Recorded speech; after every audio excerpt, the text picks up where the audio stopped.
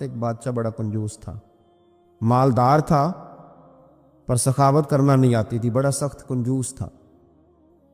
اب وہ کسی کو دیتا نہیں تھا، تو ظاہر ہے سوسائٹی کے اندر، معاشرے کے اندر ماحول بن گیا کہ بڑا کنجوس آدمی ہے بھائی، کسی کو کچھ نہیں دیتا۔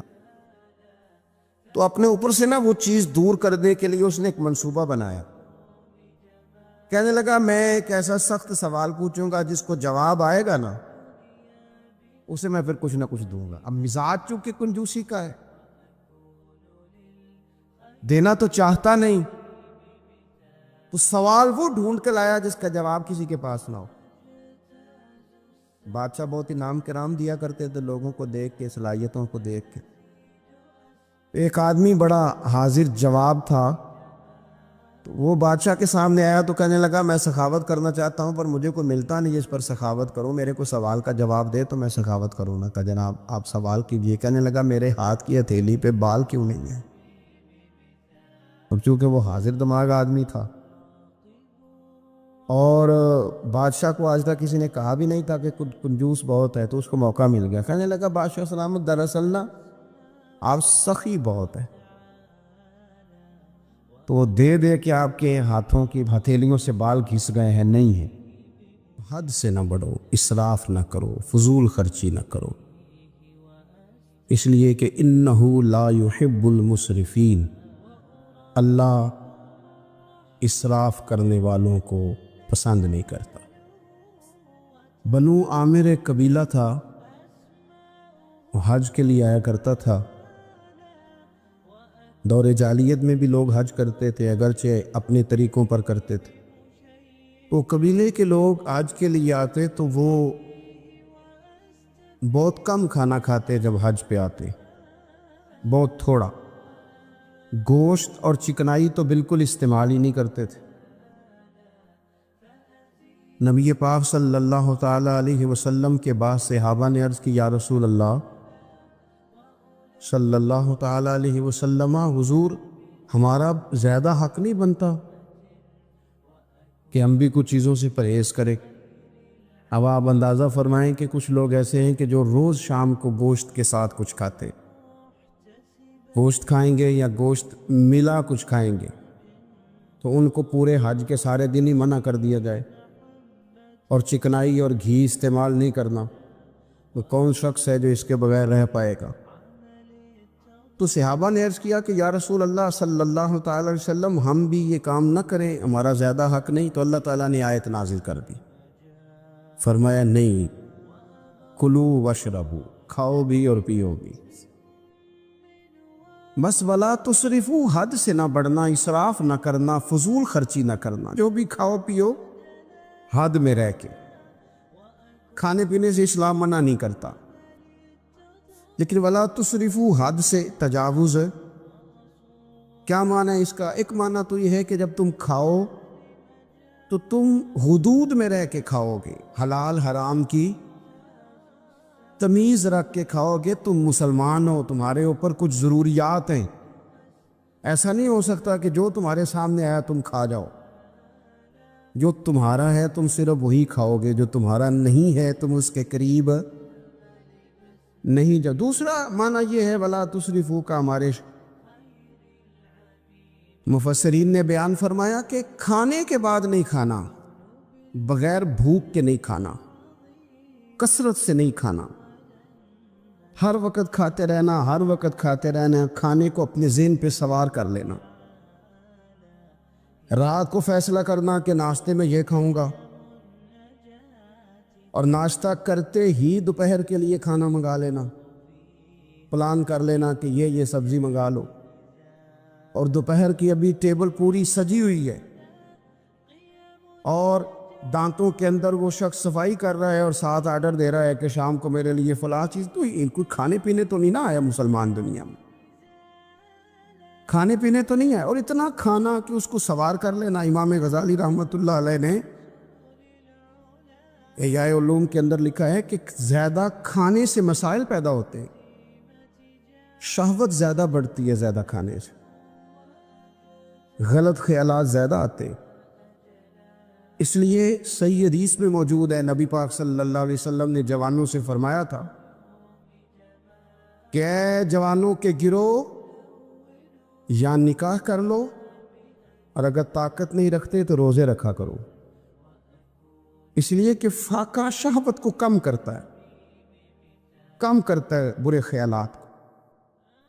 یہ ایک کمزوری لاتا ہے تھوڑی سی انسان کے جسم میں، تو خیالات کم ہوتے، اور پھر جب آپ اپنا پیٹ بھر لیتے ہیں، ایک تو آپ سست ہو جاتے ہیں، نیند غلبہ کرتی ہے، غلبہ نیند کا بندے کو غافل کرتا ہے۔ کیسے میں بتاؤں یہ بات، کیسے بتاؤں کہ بہت سارے پکے نمازی بھی فجر نہیں پڑھتے، سوائے اس کے کہ کھا بہت لیا ہے، اور وہ نیند کے غلبے نے صبح اٹھنے نہیں دیا۔ غفلت پیدا ہوتی ہے، شہوت پیدا ہوتی ہے، اور جب آپ کا ذوق بن جاتا ہے زیادہ کھانے کا، پھر آپ کی ذہن کی مشقت بڑھ جاتی ہے، آپ پھر زیادہ کوشش کرتے ہیں، سکون زندگی میں ختم ہو جاتا ہے، پھر یہ بھی کمانا ہے، وہ بھی کمانا ہے، یہ بھی کرنا ہے، خواہشات بڑھتی ہیں، آپ کا معاملہ آگے کی طرف نکل جاتا ہے۔ کوشش کریں زندگی کے اندر آپ اعتدال کے ساتھ، یعنی اسلام کھانے سے تھوڑی منع کر رہا ہے، کھانے سے منع نہیں کیا جا رہا آپ کو حد سے بڑھنے سے، اعتدال میں رہ کے آپ یہ کام کریں، اعتدال میں رہ کے آپ کچھ چیزوں سے بچیں، معتدل رکھیں اپنے آپ کو۔ عزیز دوست، اعتدال ویسے بھی زندگی میں وہ بندہ تنگ نہیں ہوتا جو اعتدال کے ساتھ چلتا ہے، جو درمیانی چال چلے وہ پریشان ہے۔ بہت زیادہ کھانا کھانے کا رواج آ گیا ہے، اور پھر یہ کہ کچھ چیزیں بطور فیشن کے بھی، یعنی لوگ کہتے ہیں برگر کا اور پیزے کا رواج بہت زیادہ ہے، میرا ذاتی اس میں رائے یہ ہے کہ بہت سارے لوگ ہیں جو پیزے برگر کو آج بھی پسند نہیں کرتے، لیکن مصیبت یہ ہے کہ یہ کھانا فیشن ہے، کہ نہیں کھائیں گے تو لوگ ہمیں امیر کیسے کہیں گے، نہیں کھائیں گے تو لوگ پڑھا لکھا کیسے کہیں گے، جدید دنیا کا بندہ کیسے مانے گا اگر نہیں کھائیں گے۔ نہ کریں ایسا، سادی غذا کھائیں، اور بہت زیادہ کھانا کھانے سے اپنے آپ کو بچائیں۔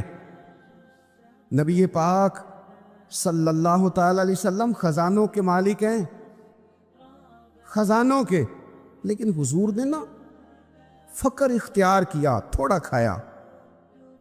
یہ حدیث کبھی دل کی تختی پہ لکھ لے تو کام آئے گی۔ یعنی کون سا ایسا گھر ہے جس میں شام کو روٹی نہ پکے تو قیامت نہ کھڑی ہو؟ عورتیں احتجاج نہ کر دیں، بلکہ روٹی نہ پکنا تو دور کی بات ہے، بچوں کی مرضی کی نہ پکی ہو تو وہ چیزیں توڑتے ہیں۔ لیکن قربان جائیں، ادھر دیکھو نا، کچھ ہمارے اوپر ہمارے دین کی بھی تو ذمہ داریاں ہیں نا، ہم نبی پاک سے محبت کرنے والے ہیں، کچھ سرور کائنات کی غلامی کے بھی تو قرض ہیں نا ہمارے ذمہ۔ میرے نبی پاک صلی اللہ علیہ وسلم کی پیاری زوجہ ام المومنین عائشہ صدیقہ رضی اللہ تعالیٰ عنہ فرماتی ہیں، مدینہ شریف آنے سے لے کر حضور کے وصال ظاہری تک کبھی ایسا نہیں ہوا کہ ہم نے 3 دن تک مسلسل پیٹ بھر کے گندم کی روٹی کھائی ہو۔ 10 سالوں میں کبھی ایسا۔ یہ بھی تو دین ہے نا،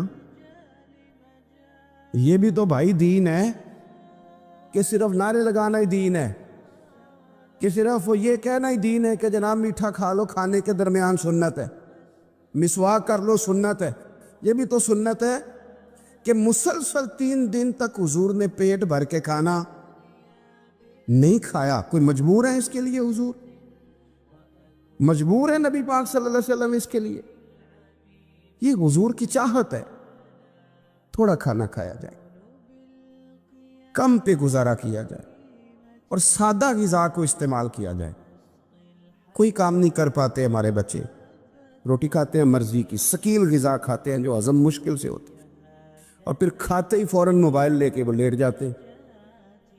تو وجود کے اندر وہ صلاحیت ہی نہیں ہے کہ آگے بڑھ کے کوئی کام کر سکے۔ میرے نبی پاک علیہ السلام نے فرمایا کہ ہر چیز کی زکوٰۃ ہوتی ہے، ابن ماجہ میں یہ حدیث آپ کو ملے گی، ہر چیز کی زکوٰۃ ہوتی ہے۔ زکوٰۃ کا معنی پاک کرنے والی چیز، جب آپ زکوٰۃ دیتے ہیں تو زکوٰۃ آپ کے مال کو پاک کر دیتی ہے۔ فرمایا ہر چیز کی کوئی زکوٰۃ ہوتی ہے، اور فرمایا یہ جو تمہارا جسم ہے نا اس کی زکوٰۃ روزہ ہے، روزہ اس کی زکوٰۃ ہے۔ گویا جب تم روزہ رکھتے ہو حدیث ہمیں بتاتی ہے کہ پھر ہم اپنے آپ کو پاک کر لیتے ہیں۔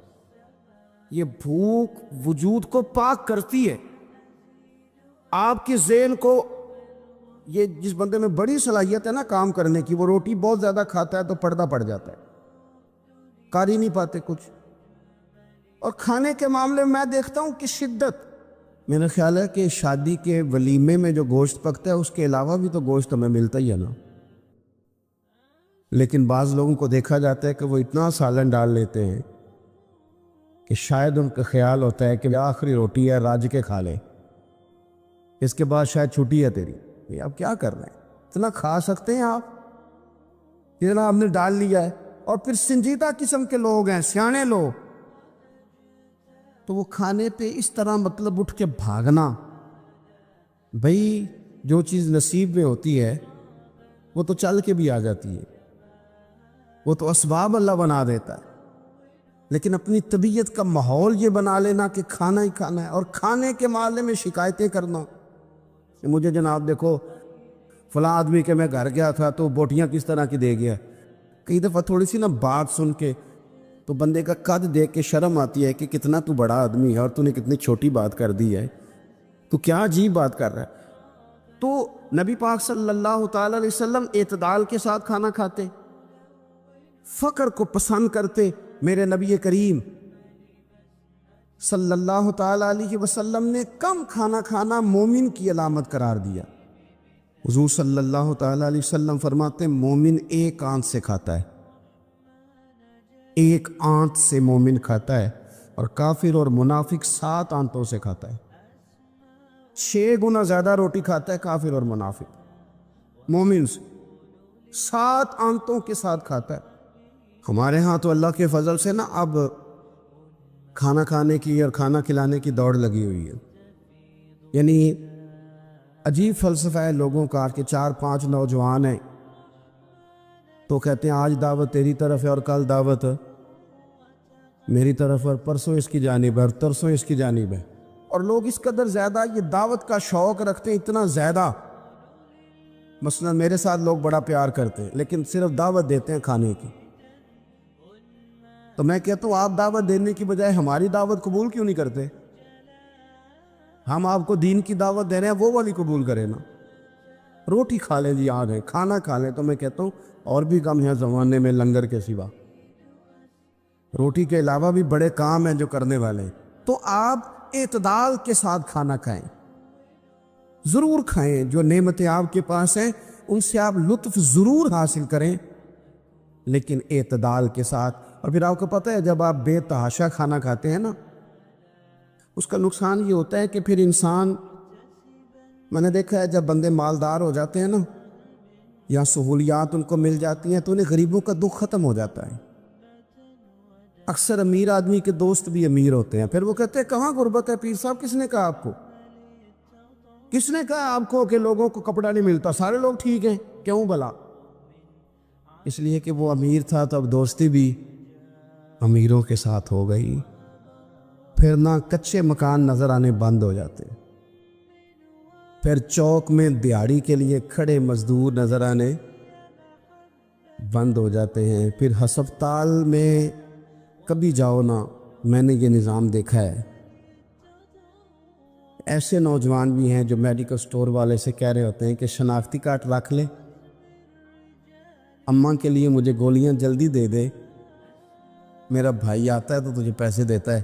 یہ لوگ بھول جاتے ہیں نا، اس لیے کہ ہم تو اب چیزیں جو ہیں وہ ہوم ڈیلیوری پہ لے رہے ہیں، پیسہ ہی بڑا ہے۔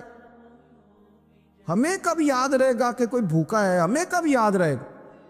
لیکن یہ تب ہے جب آپ کبھی بھوکا رہنا سیکھے، آپ کی طبیعت میں ہو۔ میرے رسول پاک علیہ السلام نے فقر اختیار کیا تاکہ پتہ چلے غریب کی بھوک کی تکلیف کیا۔ دیکھو اگر تمہارے ماں باپ تم پر ظلم بھی کریں تو تم نے پھر بھی نیکی کرنی ہے،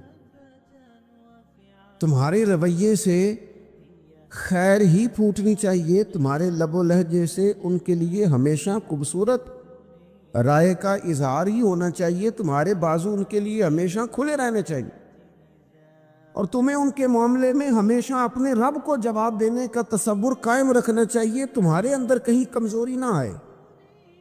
میں بڑی دیر سے اپنے دوستوں کی توجہ اس بات کی طرف مبذول کرا رہا ہوں کہ انسان کے ساتھ ہی ساری چیزیں رہتی ہیں، بیماریاں بھی، پریشانیاں بھی، کاروبار کا اتار چڑھاؤ بھی، انسان کے ساتھ دوستوں کی کبھی وفاداری، کبھی بے وفائی، کبھی بچوں کے مسائل، کبھی دیگر رشتہ داروں کے مسائل۔ اسے حکم یہ دیا گیا ہے، اسے سمجھایا یہ گیا ہے کہ وہ کسی ایک چیز میں الجھ کر باقی چیزوں کو بھولنا نہ شروع کر دے، کسی ایک پریشانی، ایک آزمائش کی وجہ سے اپنی زندگی کے سارے معاملات کو داؤ پہ لگانا نہ شروع کر دے، بلکہ وہ اپنے دل کو، اپنے سینے کو، اپنی طبیعت کو کشادہ رکھے۔ یہی معاملہ ماں باپ کے تعلق سے ہوتا ہے۔ ہم نہ ذرا دیگر کاموں میں بعض اوقات اس طرح کا الجھتے ہیں کہ اپنی اس اہم ذمہ داری سے ہم نظریں ہٹا لیتے ہیں۔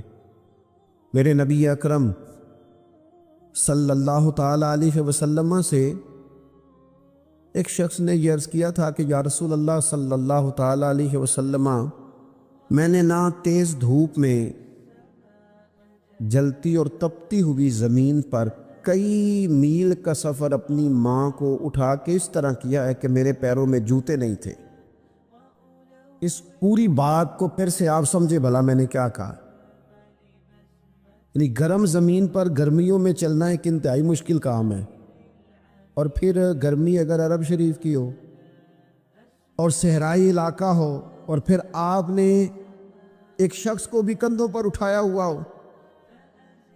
یا رسول اللہ صلی اللہ تعالی علیہ وسلم، گرم موسم میں گرم ریت پر ننگے پاؤں ماں کو اٹھا کر میں نے میلوں کا سفر کیا ہے۔ خدا را میری بات کو تقریر نہ سمجھنا، یہ ایک غلام نے اپنے نبی سے سوال کیا ہے۔ اس سوال کی لذت کو محسوس کریں اور پھر جواب کا حسن ملاحظہ کریں۔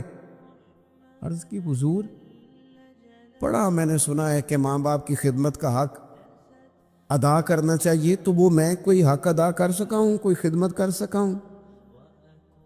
اس نے کہا میں نے میلوں ننگے پاؤں تپتی زمین پر صحرا میں سفر کیا ہے۔ تو محبوب کریم نے بھی اسے سبق یاد کرایا۔ اس نے اپنی طرف سے خدمت بتائی تھی تو حضور نے ماں کی شفقت بتائی۔ فرمایا جب تو پیدا ہوا تھا تو تیری ماں کو درد کے جھٹکے آئے تھے، وہ جو جھٹکے آئے تھے نا، ان جھٹکوں میں سے اب ایک جھٹکے کا بھی تو حق ادا نہیں کر سکا۔ وہ جو درد کے جھٹکے تھے، وہ جو تکلیف تھی، کتنی مائیں دوران زچ کی دنیا سے چلی جاتی ہیں۔ وہ بیٹا پیدا کر گئی، خود رخصت ہو گئی، وہ جان پر کھیل گئی، لیکن اسے زندگی دنیا میں چھوڑ گئی۔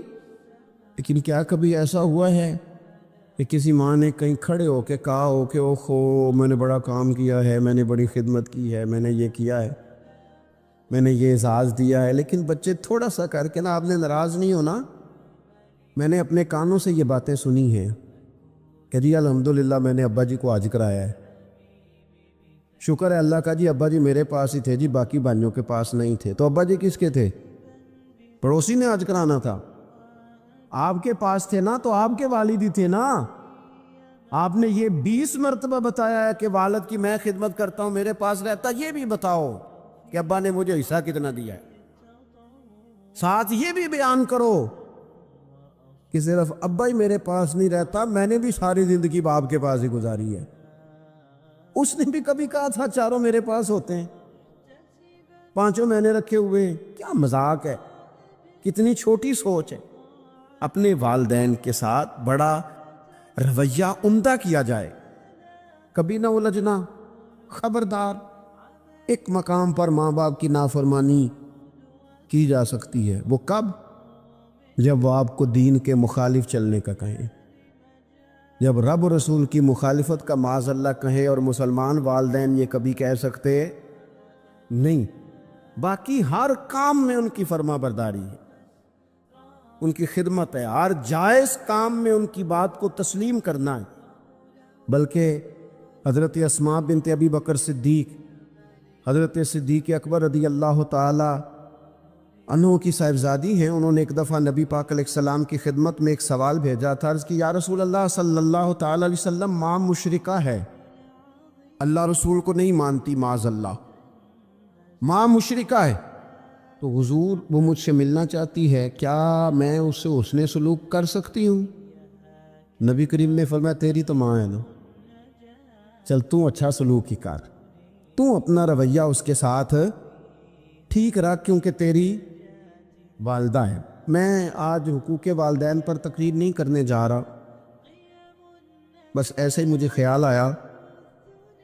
میں ایک دوست نے ایک سوال پوچھا ہے، مجھے اچھا لگا ان کا بات پوچھنا۔ انہوں نے یہ پوچھا ہے کہ اگر کسی شخص کے والدین دنیا سے چلے جائیں اور جانے کے بعد اسے احساس ہو کہ مجھ سے بڑی غلطیاں ہو گئیں، اسے احساس ہو کہ بڑی کوتاہیاں ہو گئیں، بڑی جگہوں پہ میں بھول گیا، بہت سارے لوگوں کو پچھتاوا ہوتا ہے کہ یار بڑی چیزیں تھیں جو ہم کر سکتے تھے پر ہم سے نہیں ہو سکیں۔ انہوں نے پوچھا جی کوئی اب بھی کوئی اس کا حل ہے؟ تو میں نے کہا ہے نا، ہم رسول رحمت کے ماننے والے ہیں صلی اللہ تعالی علیہ وسلم۔ نبی پاک صلی اللہ تعالی علیہ وسلم نے ارشاد فرمایا، الترغیب الترہیب میں حدیث موجود ہے، حضرت انس بن مالک رضی اللہ تعالیٰ عنہ حدیث کے راوی ہے۔ اللہ کے پیارے حبیب علیہ الصلوۃ والسلام نے فرمایا، جس بندے کے والدین یا دونوں میں سے کوئی ایک انتقال کر جائے اور وہ معاذ اللہ ان کا نافرمان ہو، تو فرمایا پھر ان کے لیے دعا کرتا رہے، استغفار کرتا رہے، کرتا رہے، کرتا رہے، کرتا رہے، امید ہے اللہ اسے نیکوکاروں میں لکھ دے گا، وہ فرما برداروں میں آ جائے گا۔ شرط یہ ہے کہ وہ ان کے لیے استغفار کرے، دعائے مغفرت کرے، اب ان کے لیے وہ اب ہی شروع کر دے ان کو یاد کرنا، اب ہی اس مقام پر آ جائے، اب ہی کچھ سوچ لے، تو اللہ تعالیٰ کی بارگاہ سے کرم کی امید ہے کہ اللہ اس نے جو زندگی میں اس سے غلطیاں ہو گئی، رب اس کی ان غلطیوں کو معاف کر دے گا۔ روز استغفار کرے۔ ایک دوست نے مجھ سے ایک دفعہ پوچھا تھا کہ حضرت صاحب والدین چلے گئے ہیں، ان کے لیے کیا کروں؟ تو بڑی بڑی چیزیں بھی کی جا سکتی ہیں، لیکن میں نے اپنے اس محبت والے دوست کو یہ محبت والا مشورہ دیا تھا کہ میں چونکہ آپ کو جانتا ہوں آپ نماز میں کوتاہی کرتے ہیں، آپ نہ نماز پڑھنی شروع کر دیں۔ وہ کہنے لگے جی وہ تو میں پڑھوں گا، والدین کے لیے کیا کروں؟ میں نے کہا نماز پڑھیں، ہر نماز کی آخری رکعت میں کہو گے نا ربنا اغفر لی ولی کہو گے نا ہر نماز میں، تو کتنا بڑا اجر ملے گا آپ کے والدین کو۔ اور پھر وہ سارا اسلوب کہ پہلے آپ نے قیام کیا، پھر آپ نے رکوع کیا، پھر آپ نے سجدہ کیا، پھر آپ اتحیات میں بیٹھے، پہلے آپ نے اللہ کی بارگاہ کے اندر اس کی عبادت کرنے کا دھم بھرا، پھر اس کی وحدانیت کی شہادت دی، پھر اس کے محبوب پر درود پڑھا، اتنے سارے کام کر کے اب آپ نے آخر میں کہا ربنا اغفر لی والدیہ، یا اللہ مجھے بخش دے اور میرے والدین کو بخش دے۔ تو بتائیے اللہ کتنا کرم فرمائے گا۔ تو اپنے والدین کے لیے ان کے جانے کے بعد بہت ساری چیزیں ہیں، کفن دفن کا بندوبست کیا جائے، جنازے کا اہتمام کیا جائے، لیکن کچھ چیزوں کو نبی پاک علیہ الصلوۃ والسلام نے ذرا توجہ سے ہمیں سمجھایا ہے اور ہماری بار بار توجہ دلائی ہے۔ ایک شخص نے عرض کیا تھا یا رسول اللہ صلی اللہ تعالی علیہ وآلہ وسلم کہ میرے والدین دنیا سے چلے گئے ہیں، تو کیا اب بھی میں ان کے ساتھ کوئی بھلائی کر سکتا ہوں؟ اچھا پہلے میں آپ سے ایک بات عرض کروں، ہمیں موقع ملتا ہے ختمات شریف پہ جانے کا، اصال ثواب کی مجالس میں حاضری کا، اور پھر اللہ تعالیٰ یہ بھی موقع دیتا ہے کہ بعض اوقات مسلمانوں کے لیے دعا کرتے اور ہمارے ذمے لگا دیا جاتا ہے کہ جناب اتنا اصال ثواب کرنے کے لیے اہتمام کیا گیا ہے تو یہ آپ کر دیں۔ تو ہم پتہ کیا کرتے ہیں، ہم کہتے ہیں کہ جناب جانے والے کا نام بتاؤ، وہ نام بتاتے ہیں تو ہم فلاں بن فلاں کہہ کے جو نام بتایا جاتا ہے ان کے لیے دعا کر دیتے ہیں، لیکن جب والدین کے لیے دعا کرتے ہیں پھر نام تو نہیں نہ لیتے، پھر کیا کہتے ہیں یا اللہ میرے والد کو بخش دے، میری والدہ کی مغفرت ہے۔ اس کا مطلب ہے وہ دنیا سے چلے گئے، آج بھی ماں باپ ہیں، وہ رخصت ہوئے انہوں نے پردہ کیا، ان کی روح کا رشتہ ٹوٹا ہے، پر تیرا رشتہ ان کے ساتھ آج بھی قائم ہے۔ تیرا تعلق ان سے ٹوٹ سکتا، وہ تیرا تعلق، میں نے ایک دفعہ پہلے بھی کہا تھا، میرا بیٹا شاید قد میں مجھ سے تھوڑا اونچا ہو گیا ہو، اور اللہ تعالیٰ نے مجھے بڑے محبت والے سنگی دیے، میں نے اپنی حیثیت اہمیت سے بڑھ کر دنیا میں محبت پائی، لیکن میں نے اپنی زندگی میں سب سے زیادہ اپنے والد کی کمی محسوس کی، میں بڑی محسوس کی۔ ابھی بھی کبھی کبھی سوچتا ہوں کہ کچھ باتیں صرف ان سے ہو سکتی ہیں، کسی اور سے نہیں ہو سکتی۔ کبھی کبھی محسوس ہوتا ہے کہ ان کے دامن کے اندر ٹھنڈ کے موقع پر نگ ملتا تھا، اور گرمی کے موقع پر ٹھنڈی ہوا آتی تھی۔ یہ خاص انہی لوگوں کا وطیرہ، یہ انہی کا خاصہ ہے۔ پتہ نہیں اللہ نے کس طرح ان لوگوں کو بنایا ہے اور کس طرح کا یہ رشتہ بنایا۔ تو نبی اکرم صلی اللہ تعالیٰ علیہ وسلم کی خدمت عالی مرتبت میں عرض کیا، صحابی نے، سنن ابو داؤد شریف میں حدیث ہے، عرض کی یا رسول اللہ صلی اللہ تعالیٰ علیہ وسلم، میرے والدین چلے گئے تو کیا میں ان کے جانے کے بعد بھی ان کے لیے کچھ کر سکتا ہوں؟ تو نبی پاک نے 5 باتیں ارشاد فرمائیں۔ فرمایا ہاں، ایک تو ان کے لیے دعا مانگا کر، دوسرا اللہ کے محبوب نے فرمایا ان کے لیے استغفار کیا کر، تیسرا رسول کریم علیہ السلام نے فرمایا اگر انہوں نے کسی سے کوئی وعدہ کیا تھا تو اسے پورا کر دے، اگر تجھ سے ہو سکے، اور رسول کریم علیہ السلام نے فرمایا اگر ہو سکے تو ان کی طرف سے صلہ رحمی بھی کر، یعنی ان کے رشتہ داروں سے اچھا سلوک کر، اپنے چچاؤں کے ساتھ تو نیکی کر، اور اگر تیری والدہ کی طرف سے تو نیکی کرنا چاہے تو اپنے ماموں کے ساتھ، خالاؤں کے ساتھ تو اچھا سلوک کر۔ اور پھر 5ویں نمبر پر محبوب نے فرمایا اپنے والد کے دوستوں کی تعظیم کر، ان کے لیے تیرے دل میں اچھے جذبات ہو تو اکرام کر دوستوں کا۔